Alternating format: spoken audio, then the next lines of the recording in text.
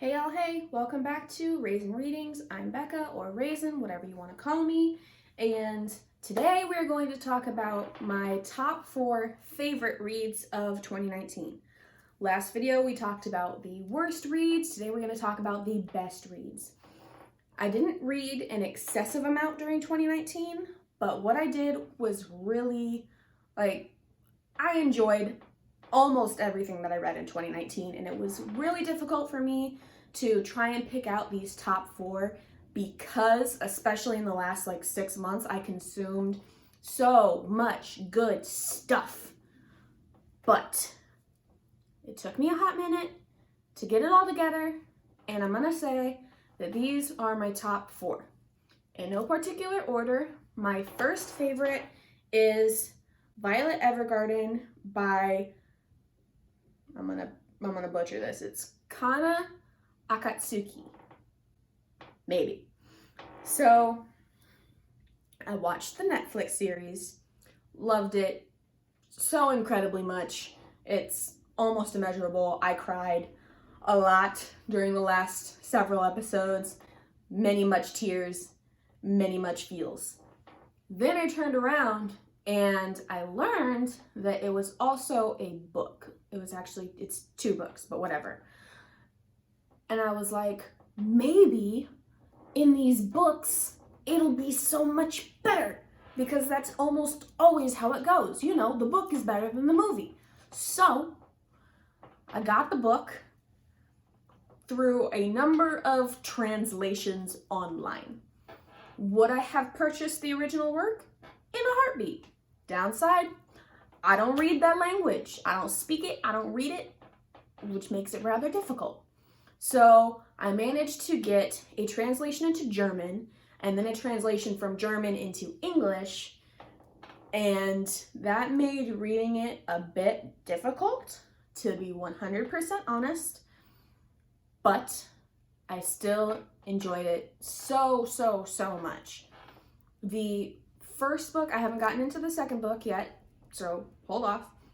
The first book is a collection, I want to say, of 4 or 5 short stories, and they're all from someone else's point of view, but they're focusing on Violet, who is an auto memories doll, which is pretty much like she goes around with a typewriter and she writes letters for people who do not read or write, and then she proceeds to be part of sending these letters to whoever they're intended to get to.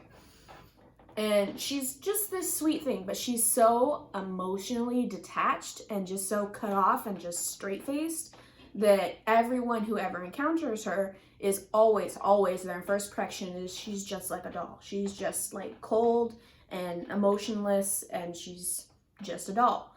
But then by the end of their encounter with her, they're just like, she has helped me heal my soul so much. Such things have been accomplished. And I love it. I love that so much. I love that you don't actually get into her head, but at the same time, you're seeing her as a character. She's still fully fleshed out, and even though you're seeing her from multiple points of view, she's just, she's an amazing character. And my heart just feels for everything that she has gone through thus far in the first book. I look forward to the second book. The second book on my top 4, not to say that it is my second favorite, but the second book is Dark Dawn by Kristoff. I would almost very happily say it is my number 1 favorite read of 2019, except the title. The title bothers me. So, for those of you who don't know, Dark Dawn is the 3rd book in a trilogy of the Nevernight Chronicles. You've got Nevernight, God's Grave, Dark Dawn. Anybody who knows this series knows that the trilogy probably, in my opinion anyway, should have gone Nevernight, God's Grave, True Dark, not Dark Dawn. I understand why it was called Dark Dawn. Not gonna throw hands about it, but I still don't agree. I think for 100% it should have been called True Dark. But anyway, The trilogy wraps around this teenage girl who goes to school to become an assassin to kill the 3 men responsible for her father's death. And in each book, she manages or tries to manage assassinating one of the 3 men associated with her father's death, right?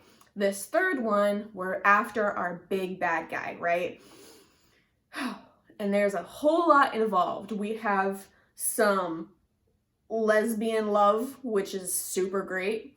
We have a horse that is a pain in the ass, who is probably my favorite character. We have a sassy cat, and we have a small boy who wants nothing to do with anyone involved. And then by the end of the story, he's just like, I love all of you. You're the bestest people.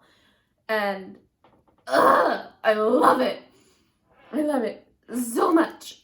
There's, I have no words. That's the problem. Like with really good, really good books that you're super invested in, all you can manage to do when you're telling somebody about it is just make awkward groaning, grunting, squealing noises. Like, it's so good, and everything that happens, and there's pirates. Oh my god, there's pirates in this one, and there's gods and goddesses involved, and they're like real, because like in the first 2 books, they're just kind of like mentioned. They're like, sorry, let me choke.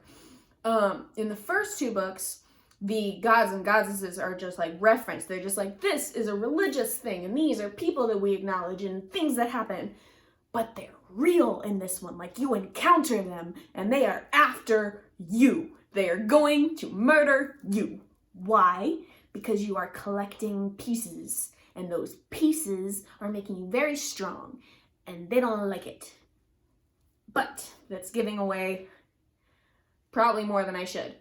So, the last 2 on my top 4 are also webtoons. If you remember from my worst reads in 2019, I read a lot on webtoon. Why? Because I find comics and manga easier to consume in short time periods and short increments. Anyway, the next 2 are from webtoon, and they are still ongoing comics. So if you want to read them and experience the joy and love and pain of cliffhangers on a weekly basis, I have never understood people who watch TV series like as they come out on TV, and they just like have these cliffhangers and all of this emotion involved, and you have to wait until next week to figure out what happens. I never understood that, like, ever. I just binge things, and then when it's over, it's over. But now I read so many ongoing comics, so much ongoing media, and now I get it, and it kills me on a weekly basis. My heart hurts for all of these things. But anyway, the next one is the first webtoon, 3rd favorite book that I consumed in 2019 is called Let's Play by Mongie. I can't really say any more about that name because that's just the screen name that is available to me. But, so much emotion. Okay. The premise of this one is that you have a girl, her name is Sam. She's a game developer, and she just made this game. She dedicated it to her favorite ever, like, social media gamer. And then he turned around and played it and gave it a horrible review. And it crashed her account on, like, pretty much the This World equivalent of Steam. And she, like, wasn't allowed to make games anymore. Everybody just ripped her to shreds instantaneously. It was really hard for her, and she just had this emotional meltdown because of it. And then he moves in next door. This gamer, who she has idolized and cherished for so many years, turns up as her neighbor. And at first, this super, like, she's just so small and curvy and insecure and quiet, and she just rages at this guy, like, she knows him, but he doesn't know her for squat. And their first interaction is her just ripping into him because he didn't play the game right. And he's just like, okay, sorry. And as they like slowly build this like friendship, he realizes, oh my gosh, like this actually happened and this is like my fault. And so he like starts to slowly take responsibility for it.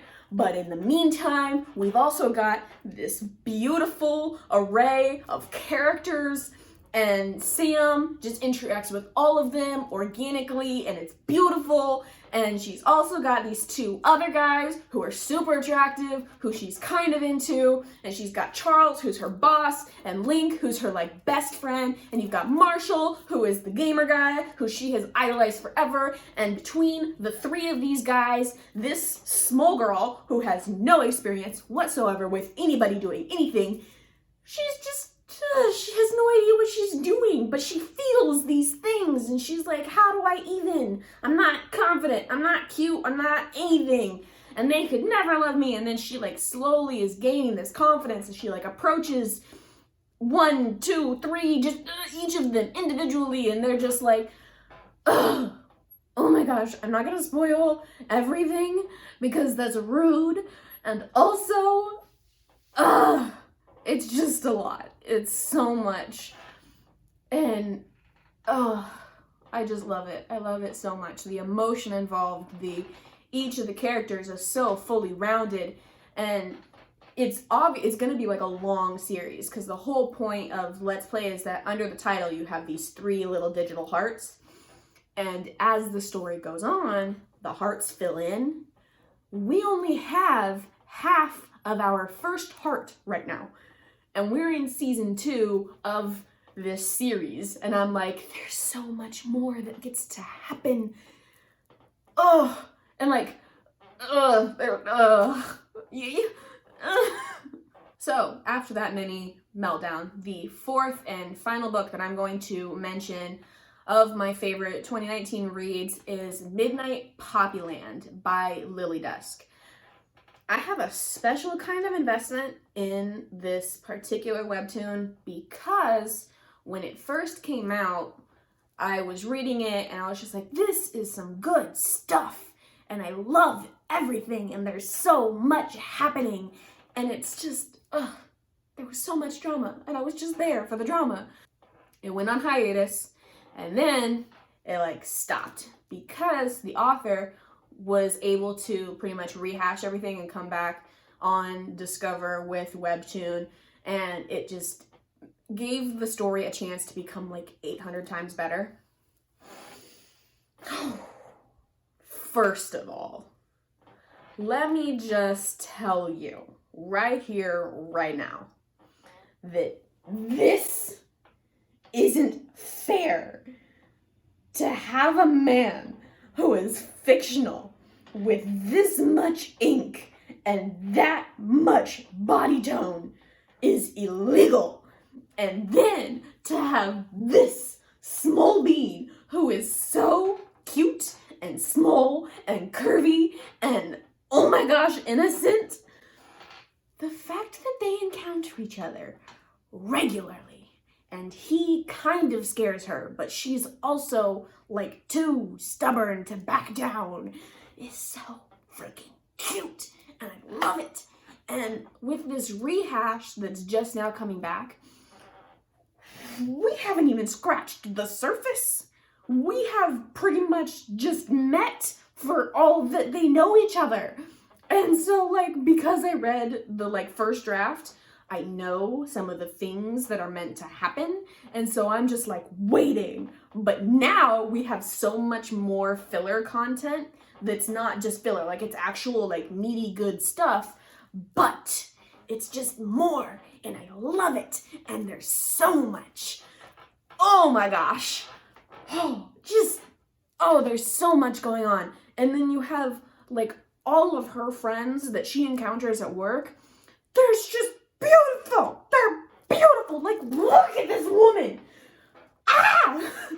And then we just recently met Quincy, who is just, I can't, I don't know. I can't describe him in excess because that spoils some things. But just, he looks like he might kill you, but he also just looks like he could be the most innocent person alive. And the fact that those two aesthetics have combined into this individual just blows my mind. And just, it's so beautiful, and it's a great story, and I cannot recommend it enough. If you cannot tell by all of the grunting and groaning and fangirling going on in this particular video, all 4 of these books are so worth the read, so worth the time, so worth the energy, so worth the money. So, now that we are through with all of that meltdowning, that's probably not a word, but I'm going to use it now. Hit me up in the comments if you also loved any of these 4.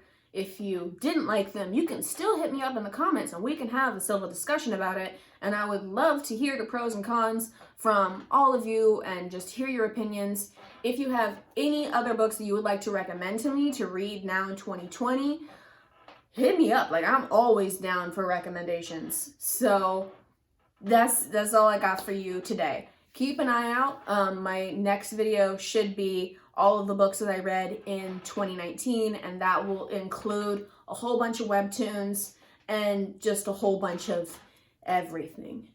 And that's all I gotta say. I gotta unwind from all of the fangirling. So have fun, be safe, and I will see you in the next one. Bye!